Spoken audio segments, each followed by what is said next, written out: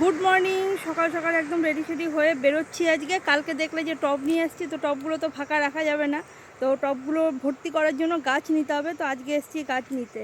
কেমন আছো সবাই? আশা করি সবাই তোমরা খুব ভালো আছো, সুস্থ আছো। এত রোদ আজকে বাইরে, যে বাইরে তাকানোই যাচ্ছে না, আমি কিছু দেখতেই পাচ্ছি না, আমি কিন্তু ভিডিও করছি। চলো বেরোই, এবারে যাই, গাড়ি করে যাব।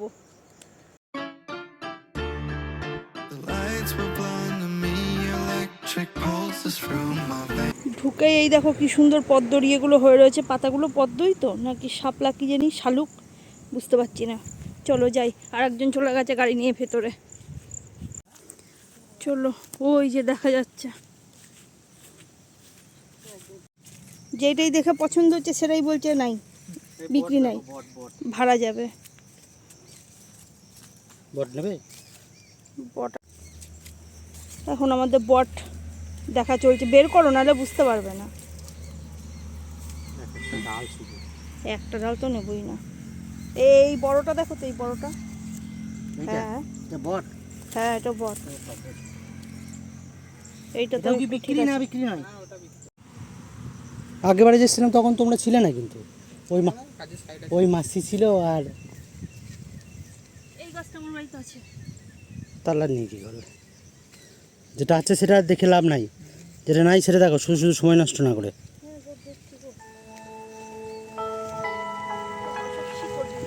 বট না,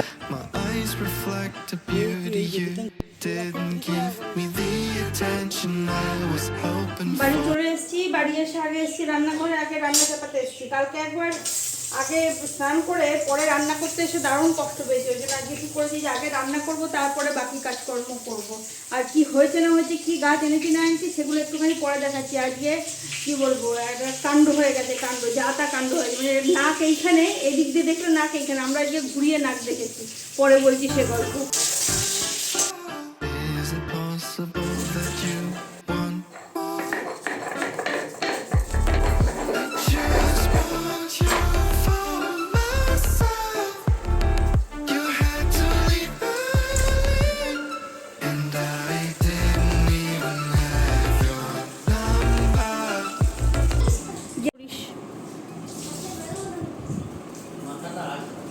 মেলায় গেলে খরচা করবি, মেলায় না গেলে জমিয়ে রাখবি।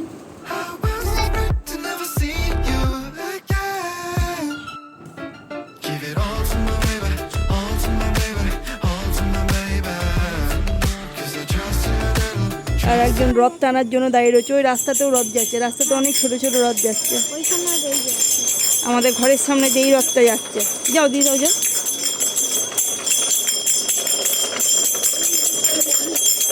দাও দাও, টানো টানো, একটু টানো, আগে রথটা টানো।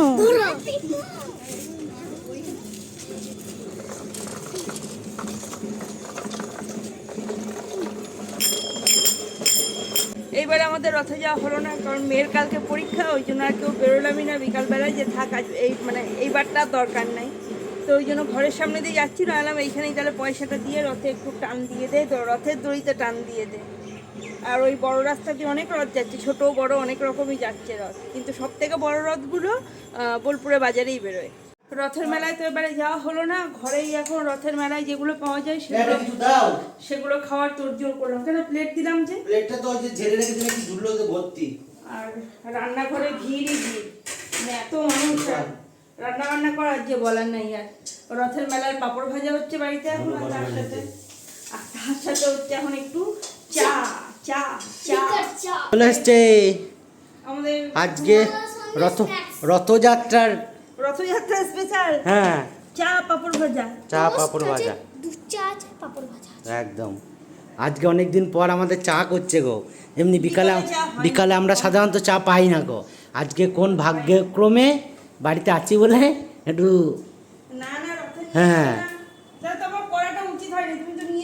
সেই, হ্যাঁ পাঁপড় পেয়ে আগে সব পাঁপড় পট পট পট পট করে খাচ্ছে।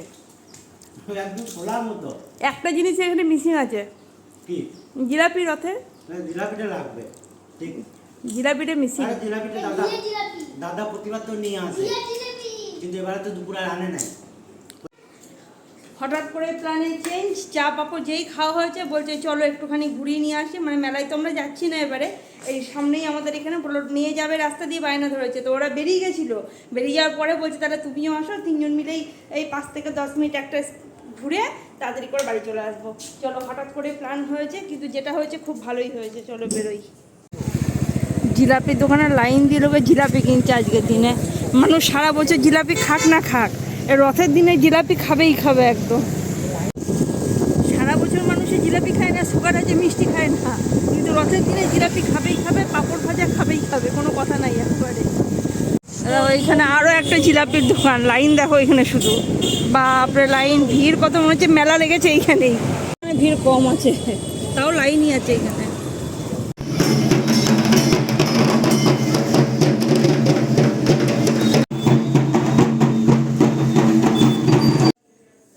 10 মিনিটের মধ্যে, 10 থেকে 15 মিনিটের মধ্যে ঘুরে চলে এসেছি। আর আজকে আমি একটা নতুন জামা পরেছি, মানে কুর্তি, হ্যাঁ ছিট কিনেছিলাম শুধু ওপরেরটা, সেইটাই বানানো ছিল আর কি ঘরে অনেক দিন ধরে বেশ, তো আজকে সেটাই পরে নিলাম, ভাবলাম রথের দিনে একটা নতুন জামাই পরা যাক, তো নতুন জামাই আজকে একটা পরে নিয়েছি, বেশ ভালো, কাটটা ভালো করেছিল, যার কাছে কাটিয়েছিলাম সেই একটা জামাই একসাথে 3টে না 4টে কাটিয়েছিলাম, তো এই একটাই ভালো কেটেছিল, বাকিগুলো সব বাজে বাজে কেটেছিল, ওই জন্য তার কাছে আর কাটাইনি, এখন নতুন জায়গায় কাটাচ্ছি, তার কাছে অবশ্য ভালোই করে।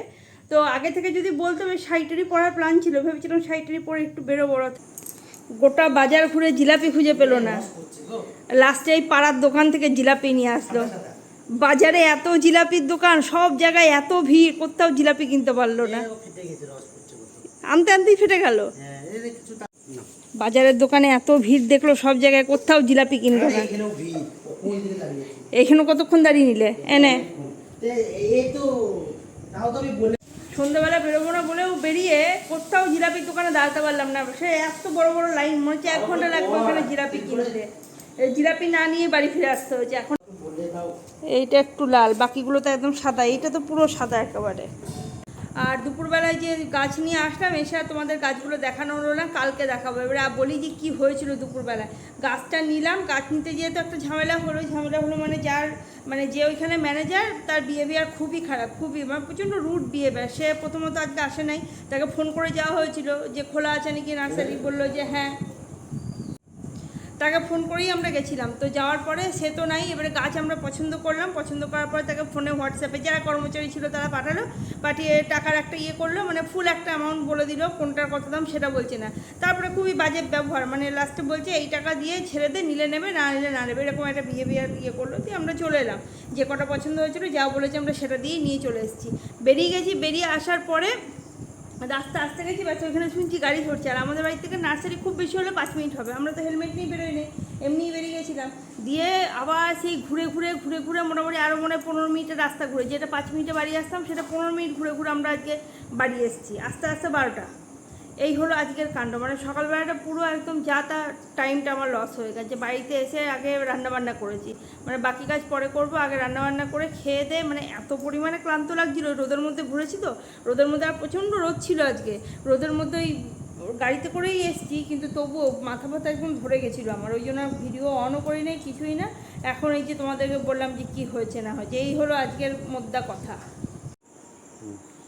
বসে গেছি এই যে রাতের ডিনার নিয়ে, আর আজকে রাতের ডিনার আনএক্সপেক্টেড ডিনার, যেটা আশাই করি নাই যে আজকে হতে পারে বাড়িতে। এখানে আছে দেখো মাটন, আজকে উপরে হয়েছে মাটন, তার সাথে আমি একটু রুটি বানিয়ে নিয়েছি, আর রুটি করে ওপর দিয়ে একটু বাটার লাগিয়ে নিয়েছি, আর তার সাথে আছে ওই জিলাপি আনলো তখন একটা জিলাপি, আর তার সাথে নিয়েছি একটুখানি কাঁচা পেঁয়াজ। রাতের ডিনার একদম জমে গেছে। ভিডিওটা আজকে এখানে শেষ করছি। তোমাদের যদি ভিডিওটা ভালো লাগে অবশ্যই লাইক করো, কমেন্ট করো, শেয়ার করো, চ্যানেলটা সাবস্ক্রাইব না করে থাকলে সাবস্ক্রাইব করে দিও। সবাই খুব খুব খুব ভালো থেকো, সুস্থ থেকো, টাটা, গুড নাইট।